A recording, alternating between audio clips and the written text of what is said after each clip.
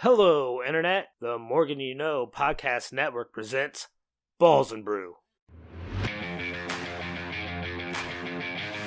Welcome to the Fast Break, the fastest 15 minutes, although it'll probably be a little longer than that in the NBA. Rod, how excited are you? And this is the first time I've asked you that question tonight. That's true, Jenny. Listen, you only asked me questions one time. You and I have not known each other to ever repeat questions to one another. I am excited, and I'll tell you why. The NBA draft, in my opinion, all right, I don't know if anyone will put this down officially or if we wrote a story of the NBA season, if chapter one would always be the NBA draft, but that's kind of how I look at it, right? The NBA draft is the beginning of the offseason, right? Every team that just lost the finals rolls into the draft, drafts a couple of players, right? That's the other thing that's cool about the NBA draft. Only two, right? Every team, even your favorite team, he only gets 2 picks. That's it. There you go. So they all get 2 picks. They roll into it. We all tell everyone that these players are going to be wonderful. Maybe they can be a fringe starter. Maybe they can be a bench guy. And the bottom line is 25 to 30% of these guys are the only ones that stick. And the rest of them we never hear from ever again. But like I said, it starts the offseason. And Jimmy, I have to admit, the offseason in the NBA is probably my favorite season. It is the best because you never know when the offseason actually ends. You also don't know when it begins with people saying, hey, I want out, or I'm going to this team no matter what you say. We have some crazy trades that we're going to talk about here pretty soon. But, you know, we had a unique draft, I think, this year. I think this is the final draft that we really don't know. Give me real quick before we players. start. What was the favorite way you heard someone describe this draft that you heard? What was the favorite way you decided to land upon that this draft was? I have my answer. What's yours? I like the fact that you have to think of this as starting with the 8th pick. I think Bill Simmons of The Ringer said that a lot, and it really kind of, for me, solidified that because every single player has one good thing, but it's also like 3 or 4 bad things that are going on with them. And in that, you want an 8th pick in that, 8 through 20 or whatever. You're not really looking at number 1. That's why I don't think we saw many trades, Rod. I think, the way I sort of looked at this draft is that, like, the way that you and I grew up learning about drafts, that you don't want your draft to go is the best way you could hope this draft to go, right? Is sort of what I meant, right? Like the way that you don't want your draft to be is that, like, you get a guy who's just sort of a fringe rotation player who only helps you out in a couple of situations. It doesn't have a high ceiling. But from what I gather, this draft is full of guys like that, except for a couple of people who maybe have a high ceiling, but we don't have a lot of evidence right now that they're going to reach that high ceiling.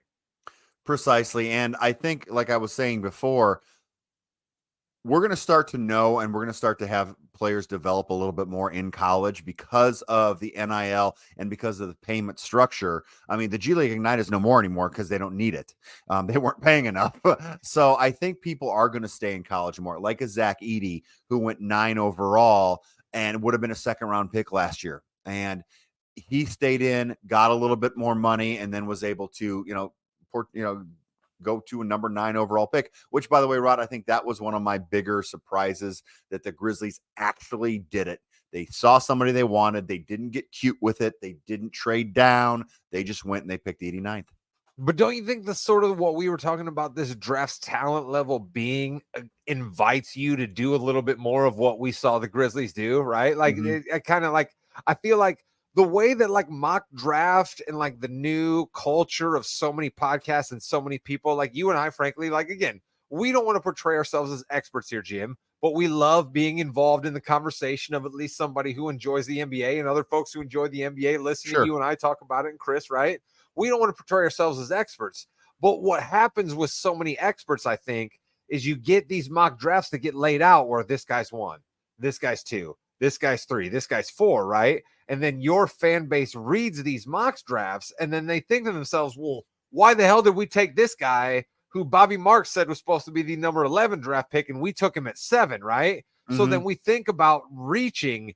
And I think when you and I were kids, we didn't understand draft culture and reaching on any level. We were just always excited about the guy our team drafted. Well, we were excited because we knew who they were. They were in college for 3 or 4 years. Even with Chris Webber, he was in for 2 years. That kind of started the Fab Five going out early. Whereas now we have the number 1 overall pick in the NBA draft. I have not seen bounce a basketball. Zachary Ricochet, I believe is how you pronounce that.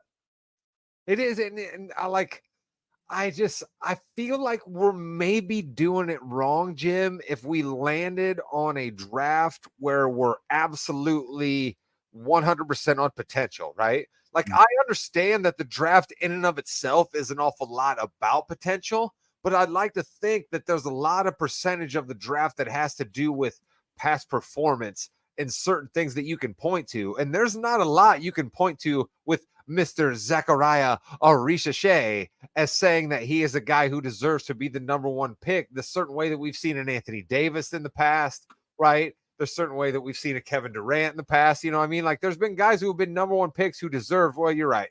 But you know what? Yeah. Who have been deserving of being a number one pick.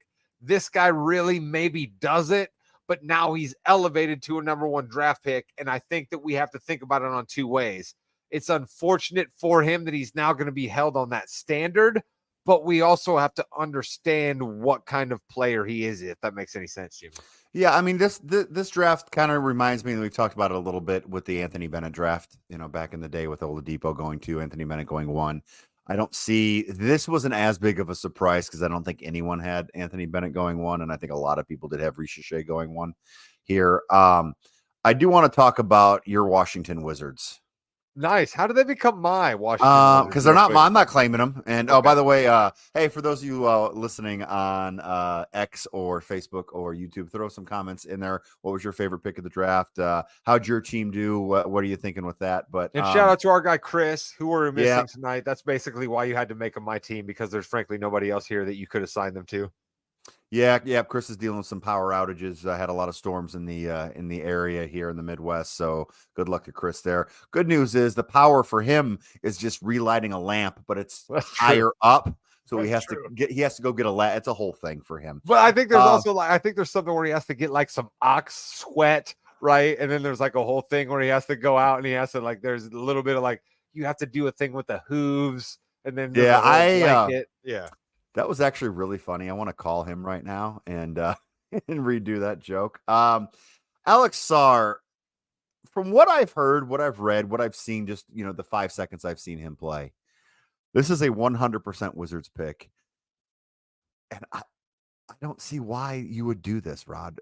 He's just a defensive player that I don't see the upside here. Well, here's the thing, Jim. I believe if you're the Washington Wizards, you're not necessarily interested in winning basketball games at this point. Yeah. You know what I mean? That's kind of where we are. So basically, I understand the appeal that an Alex Sarr could have for you, right? I get it. You know what I mean? He's tall. He's got a huge wingspan. He's got a little bit of athletic ability, certainly more than Ricochet, right? That's the other thing about Ricochet is the number one overall pick. This guy's kind of shuttle drills and his vertical and all those things are some of the lowest we've ever seen on a number one pick, but God bless him. I hope he does well. But Mr. Sarr is the guy who you're saying to yourself, Jim, if I could harness all of what this guy has in the, let's put it this way. Jimmy, you and I used to go to Jonathan Jennings Elementary School in Plymouth, Indiana, right? We would sit down at our lunchroom table, okay? And we would have different things in our lunchbox, right? You might have a Lunchable, I might have a Jell-O, right? You might have pretzels, I might have sour cream and onion chips, right? You might have yourself a Snickers, right? You might even have a candy bar. You might have been one of those kids who were lucky enough to be deemed by your parents to have an actual treat in your lunch. Others weren't. What I mean by that is there's always going to be different ingredients. But at the same time, you're always going to try to come out with what is the lunch. So I understand why you're intrigued by Alex Sarr's ingredients, but I'm not sure that the lunch he produces for you is a guy you actually want at number 2. And Jim, I know that was a long way to go, and I see you smiling about it, and I appreciate you understand what I was laying down. Sarr just had a press conference and he said literally the Wizards were the only team he was working out for. He wasn't going to go to anywhere else. Which is insane. Why would the Wizards be the only one team you play for? That's also a red flag. It's you just want the points, but that's a good stats bad team guy, and we got to be careful with that. Had a big trade here, Rod. A lot of picks involved. Just now, Denver has landed the Suns pick at number 22. The Nuggets are sending Phoenix. The Nuggets are sending Phoenix 28, 56, and 2 future seconds, which we'll talk about here in a minute. Dayron Holmes, it looks like he's going to Denver, which he's somebody who had been really high, then went down a lot just because I guess he'd been so high for so long. So I think that's a really good place for him to go. Denver is obviously wanting to go back into that Western Conference Finals and hopefully be able to go to the finals there. But the Suns are doing what they have to do now, Rod, because the only way you can really rebuild your team is through second round picks. If Yeah, you're you're over right, Jim. that second apron. Okay, you're not wrong there, but here's the question that I would ask to you, Jimmy. Do you really believe everything that you just laid out to me that the Phoenix Suns will do? Like how much bass in your voice when you tell me the Phoenix Suns are going to do this, do you actually believe? I don't know what they're going to do with all these rumors about Durant maybe wanting to be traded again. But they have to. Like, here's the thing. If they have this core in the same core they have now, they have to have second round picks. So they do need to make these types of trades because they literally cannot sign anybody else. They have to go with second round picks, Rod. Okay. I'm going to try to wrap up the Phoenix situation in a little way in this. All right. Drew Eubanks recently was tweeted out in a news brief by Woj because he opted out of his contract with Phoenix. Okay, Jim. And I think sort of what we're talking about right here speaks to that. All right. I believe the Phoenix Suns were absolutely 100% hoping that Drew Eubanks would opt into his contract that second year so they'd have a guaranteed guy on their roster at a low number, and he did not. So that leaves them even further in the weeds of what you were talking about, right? We have numbers to fill up in Phoenix, and all we can do is sign veteran minimums. And sure, Jimmy, you're going to get a Derek Jones Jr., who we heard an awful lot about in the finals that the Dallas Mavericks signed for the minimum, right? But you're also going to get an awful lot of Christian Woods, who the Los Angeles Lakers signed for the veteran minimum and really didn't provide anything for them. So am I right, Jimmy? It's like 6 of one, half dozen of the others. When you're trying to play in the veteran minimum market, maybe you're not going to get the player you need. Your Bulls will be coming back for a second year type of thing. What fascinates me, and this is called a transition, so go with me here. You're a goddamn. What fascinates me is Bradley Beal is $50 million on the cap next year. Yeah, he is. Do you believe he's worth that? Let me just ask you that real quick before you ask me your question. Do you believe he's worth $50 million? No, God, no.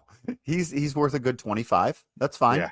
That's 25, sad, right? Isn't that sad that like basically you're walking into the year with a guy who's basically 50% his value? Yeah, because he's hurt all the time. He's not going to play. He's $50 million. So, Rod, would you rather have Bradley Beal for $50 million or Mikal Bridges and Jalen Brunson for 48? Okay. Now, listen, I love the way that you asked me that question because I'm going to tell you right now that the answer is absolutely the latter, right? Yes. The New York Knicks version of what they have Mikal Bridges and Jalen Brunson. Yes. But the New York Knicks paid an awfully high price to have that, right? So if we're going to make fun of Phoenix for we have nothing we can spend, we are capped out, we have no future, the Knicks, although they are not there now, because I believe they're definitely a contender in the East, Jimmy, I am worried about their ability to make any kind of a pivot if it doesn't work out the way we expect it to. Which clearly all of us thought Phoenix would work out a little bit better last year than it did. Well, the New York Knicks have young players. The Phoenix Suns have very old players. So the Knicks don't have to win in the next 2 years. Now, it'd be very beneficial. And also, if the Knicks win a world championship, if they win the NBA championship over the next 5 years, it doesn't really matter what the picks do. And we say that, and then when the picks come due, it's like, I shouldn't have done that. If they win a championship, they do. Just like with Here's the only reason it's different, though, Jim. Here's the only reason it's different. The Boston Celtics, who just won the NBA title, right? Yep. They have the ability to always point out Jaylen Brown and Jason Tatum came from picks for the Nets, right? So as long as those picks don't sort of stick the way that those two great guys are, you're right that no matter what you do in the future, those picks will die off. But on the off chance that those couple of picks you gave away end up being a top 15, top 10, maybe top 5 guy, that you're always going to wear. So Brooklyn makes 2 trades the night before the draft. And obviously the biggest one is sending Mikal Bridges and a 2026 second round pick, because you got to get that in there. That's For true. 4 unprotected, that's key, unprotected first round picks, 5, 7, 9, and 31. 2025 protected first round pick via Milwaukee, and a 2028 unprotected pick swap and a second round pick. That is a ton of capital to go all in on your Villanova star. Do you believe, Rod, this was the player to get for all of those picks? That's really an interesting question. All right. And I'll tell you why I think that for a couple of different reasons. There is certainly a part of me that would tell you if you're paying that kind of price, you're certainly going to get somebody on the back end that has made an all-star team. Okay. Yeah. And Mikal Bridges has absolutely never done that.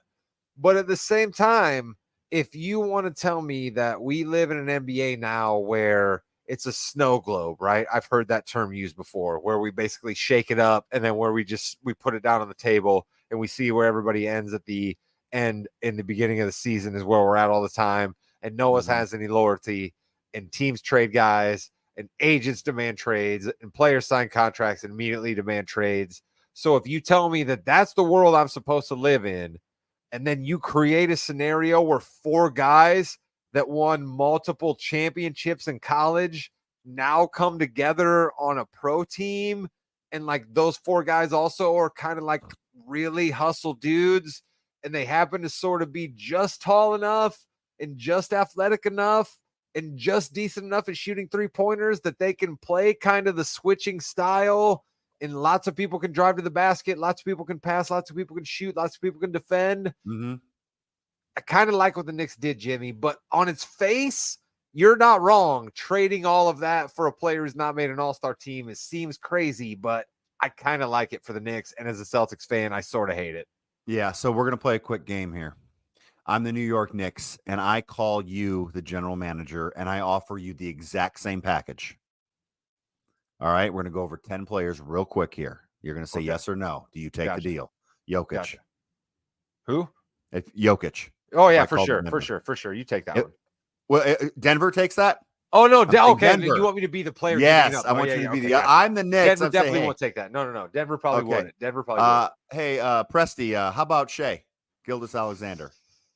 No, because it's certainly not them. They have so many picks anyway. That's definitely not doing anything for them. Joel Embiid.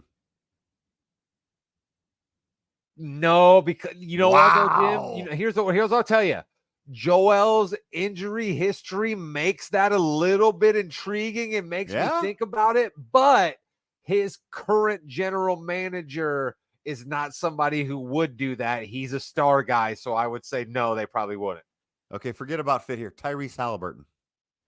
Oh, yeah, no, absolutely. I think the Pacers if you're the Pacers, you take that. Yeah, I think so.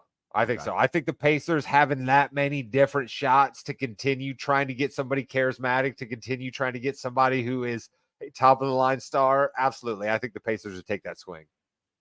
Kevin Durant, if you were the Suns and you get that phone call, are you taking that deal right now to reset a lot of stuff? Boom. Jimmy, I almost cut you off because I wanted to emphasize how fast Phoenix would take that. I really do. I think a little bit of the murmurings we've heard out of Phoenix is that Ishbia is a little bit, whoa, wait a minute. What do you mean I literally can't do anything? Like, what do you mean my team is kind of capped out? Like, this is the team that I have to move forward with, the team that like barely made it into the playoffs last year and didn't win a first round series, right? So like, if you told me that like he could reset all of that and then have a bunch more shots at drafting the new hot guy in these next couple of years that all of the draft nicks tell us are better than this year, I might do that. All right, 2 more. Trae Young. You're the Hawks. Oh, yeah, absolutely. You let me get out of the Trae Young business, I'm definitely getting out of the Trae Young business. All right, last one. Anthony Davis, the Lakers. You call the Lakers, you say, hey, we'll give you all these picks for Anthony Davis. See, this is why you're a good host, because now I have to really think about that one. Because at first blush, I'd think to myself, like, oh, yeah, Anthony Davis is a guy who's nicked up and, like, let me get out of that business. But, like, if you really look at it, that Anthony Davis over the last 2 years has actually played quite a bit of NBA basketball games and played probably as good as he has since he was in New Orleans. And like, okay, so you're not taking, you're hanging up on me.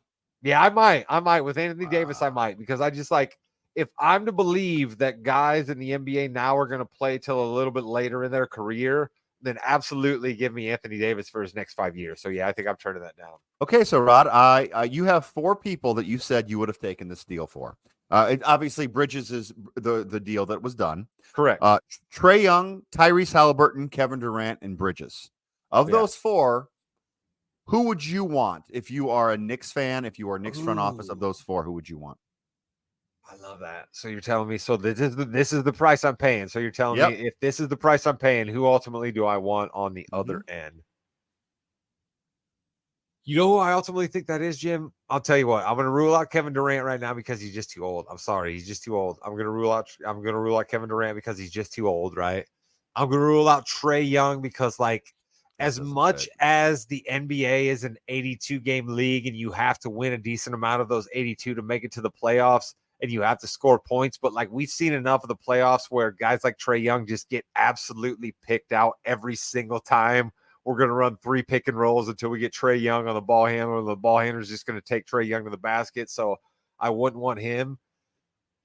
I think it's Tyrese Halliburton, Jim, which is crazy because you asked me if I would take that trade, and I told you that I would, but now here I am on the other end saying the guy that I'd want to give that up for is Tyrese Halliburton. Okay. I don't know if they fit very well. I mean, I guess maybe with Brunson and Halliburton, 2 people need the ball a little bit more. I think Bridges actually might be the best pick here, just for chemistry and position play. But don't you think that has a lot to do with contract, maybe, and not necessarily just his overall ability? Yeah.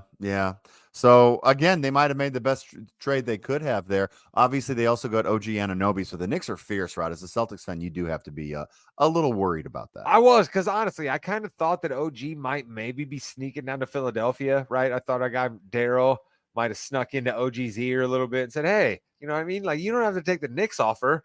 Like, we can give you just as many for 40 years to come down here and play with Joel and Tyrese Maxey. You know what I mean? Like, I kind of thought that might be possible, Jim. But here's the thing I will worry about with the Knicks. If you're going to tell me that then they just brought in McHale, we're going to re-sign OG, they're clearly letting Hartenstein go. So now their only real big is Mitchell Robinson, right? And I would expect the Knicks. I don't even know. Do they have a? They have 2 first-round draft picks. They're going to take a big guy.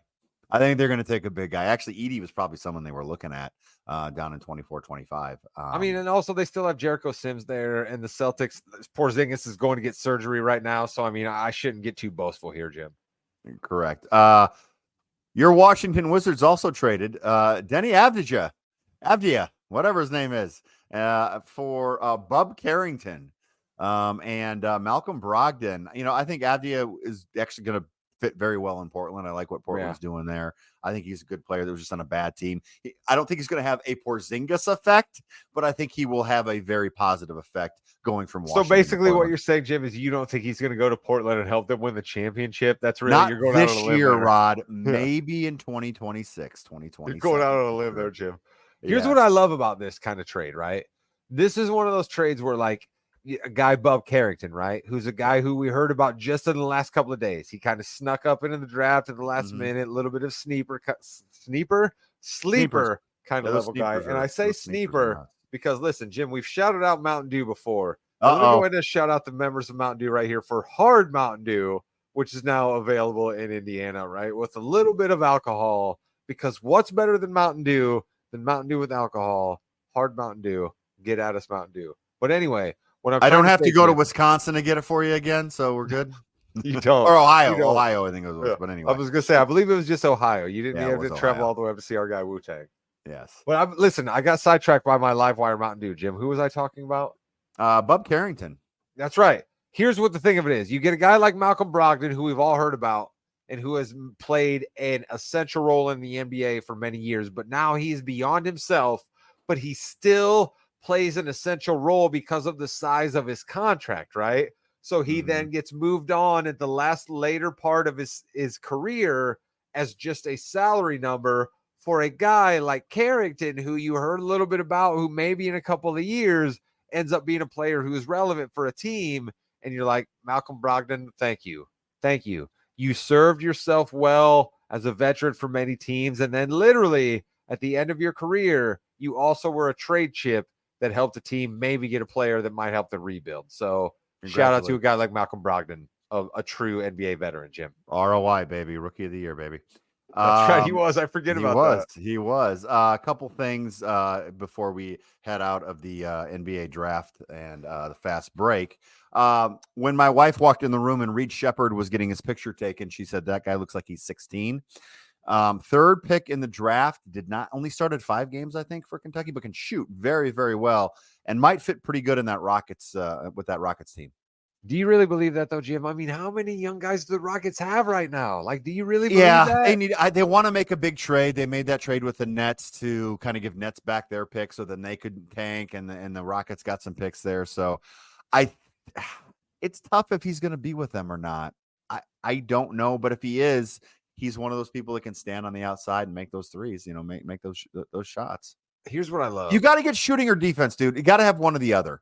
And these people who can't shoot and can't play defense that are getting picked in the top 10 is ridiculous. But Reed Shepherd can at least shoot, we believe. Yeah, I don't know how great he's going to be at defense with this slight frame, but he can at least shoot. But here's the thing. What I would actually like to see Houston do is something that teams do not do anymore, all right?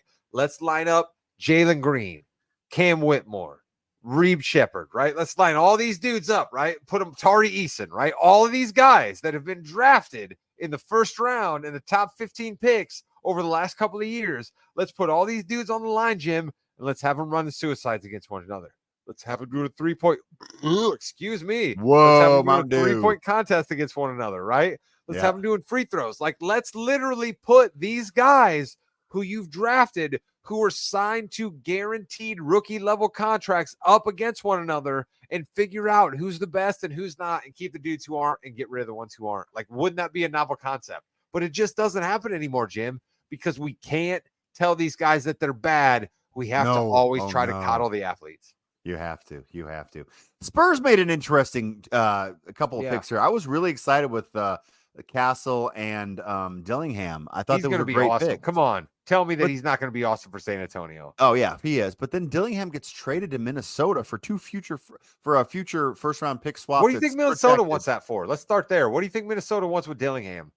They need someone off the bench scoring to help out with Edwards, and they are going to be at the very top of that second. As talented as that guy is, do you honestly think he can score off the bench in games that matter for Minnesota and the games they hope to be in next year, Jim? We're going to find out, brother. I mean, he's got a season to do it, so he needs to try that. But I think look at you dodging. That's not what I asked you. Do you honestly think he can do that? Do you think a guy coming out of Kentucky, 1 year in college, can be a dude that can actually provide minutes for Minnesota? Because if you're Minnesota, you don't have a lot of assets left, right, Jim? Correct. You don't have a lot of assets left. Correct. And you just spent a bunch of the ones that you had left to get this guy in. So clearly you have some sort of belief for him. So I would hope, Jimmy, as much as I love you to death, I would hope that Minnesota has a better plan for Mr. Dillingham than what you just laid out.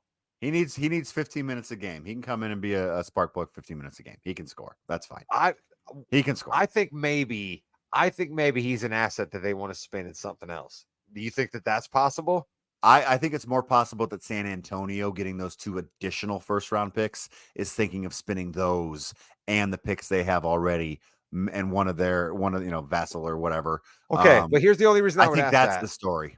If Minnesota wants to be involved with the team that also considers themselves a bit of a contender, don't you think it makes more sense for them to say, hey, here's a guy who is already something and not just a theoretical draft pick, is the only reason that I would ask that. No, 100%. I think so. But then he gave up a decent amount, though. No, you're right. But don't you think that, like, you would also be willing to say that now Dillingham is our guy that we give up with maybe one of our established stars that we're willing to part with, like maybe a guy whose initials are KAT? I would be fine with that. I think Towns is someone you need to get rid of. I know a lot of people are saying, hey, run it back. They did a really good job. I think he's someone you need to get. How about for Cat? How about Cat? If you were, would you take him in Indianapolis? Would you take him in Indianapolis? No. If a Miles Turner was crafted around something. No, never. Really? If they call me and I'm Indy, if I get Miles Turner over Cat, I'm Minnesota, I'm excited about that. I am. But why are Turner's you not not gonna- excited about a guy like Cat? Clearly, Cat can score more than a guy like Miles Turner, and maybe what Indy needs is that scorer, Jim. Yeah, I know, but Cat makes a lot of stupid plays, a lot of dumb moves. But aren't you going to rely on Tyrese to be more the guy that runs the show, though? It took Anthony Edwards going next level superstar for Cat to kind of go to the secondary, to kind of concede a little bit. The second he gets to Indianapolis, he's going to be like, hey, I'm the man. I'm taking all the shots. No, you're right. You're right. Listen, taking all the shots. I bring up Cat because I think you and I need to be ready to like deal with that thing that comes off the side of the wall that we didn't expect, right? Like, I just think that that's going to happen to us here in the next 7 days. I just think it is. And Cat's one of those guys that it might be. It's so exciting, the NBA draft. Anything else you want to hit on before we head over to the Yummy podcast? No, listen, we got to talk some wrestling because I got lots of things that you are the wrestling expert. All right. We don't let this be known enough. Okay. I love talking wrestling. I love nothing more than the fact that I've come back to wrestling and that you and I chop it up on a regular basis about the WWE. It's one of the things that keeps you and I in constant contact. You're like one of my best friends in the world now because we talk about wrestling all the time. But what I don't give you enough credit for is you know what you're talking about, and I got a bunch of things I need you to clear up for me tonight, so people should stick around. All right, and with that, thank you for watching our live stream here on the TMYK Live Network. This was the NBA Fast Break. Goodbye, net. Yeah. I think that's the other show.